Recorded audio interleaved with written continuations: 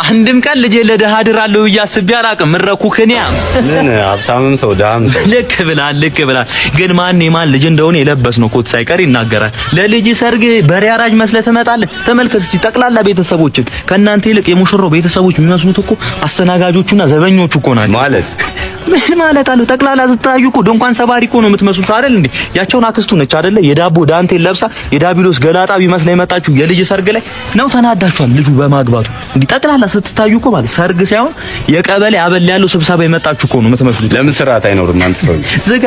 ማርና ወተት አብልቻ አጠጥቻ ያሳደኳትን ልጅ ነው እኮ ነው ለማንም የበቆሎ ገንፎ ሲበላ ላደገ ልጅ እየዳርኩኝ ያለሁት። ይገርማል። ለመጀመሪያ ጊዜ አምጥታ ልጅን ስታስተዋውቀኝ እግዚአብሔር ይስጥልኝ ያልኩት እኔ ተሳስቼ፣ ግን እግዚአብሔር ማላዛበረኝም እሷን ሰጠ። የኔ ልጅ ምን ልጅን ብቻ ትከባለህ? የኔም ልጅ ለሷ ስጦታዋ ነው።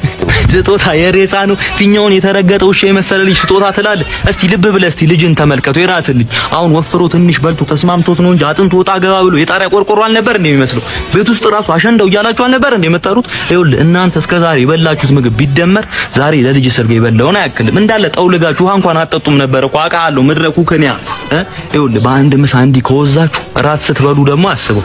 ይመልሱን የቀለቀሉን ስትበሉማ በቃ ጠቅላላ የዱለት ጣባ እኮ ነው የምትመስሉልኝ ማለት። ድሮም ያማረብንን ባስተሳሰብም በውበት ባስተሳሰብ አራት አስቀኝ ያጠጦ ያረጠው። እስቲ በፊው ጋር ሄደህ ተመልከት። መቀነሻ ድስት ይዞ መጥቶ እኮ ወጥም ይቀንሳል።